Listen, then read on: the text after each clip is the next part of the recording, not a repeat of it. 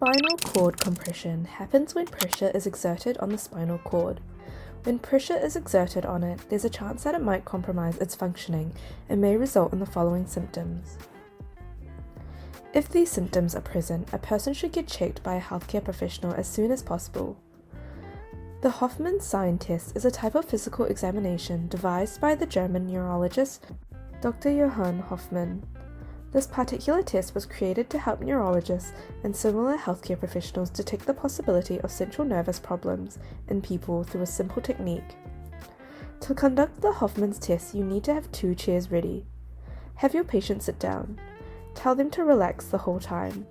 Pick one of their hands and position it in a way that ensures the dorsiflexion at the wrist and the partial flexion of their fingers. Hold the patient's partially extended middle finger and stabilize the proximal joint using your index finger and middle finger.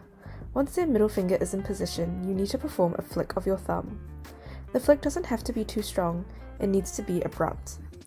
There are only 2 possible results for the Hoffman sign test, and it will depend on the reaction that ensues when the middle finger is flicked. The test is negative if you flick the middle finger and there's no reaction or movement. The test is positive if the index finger and thumb flicks after flicking the middle finger. To give you a visual, there should be a pincer-like movement when the index finger and thumb flicks. The positive result is Hoffman's sign.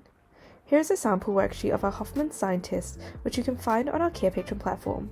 To find our Hoffman sign test, go to our Carepatron platform or click on the link in the description.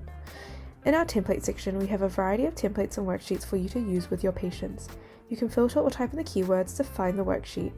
If you liked this video, don't forget to hit the like and subscribe button for more content like this.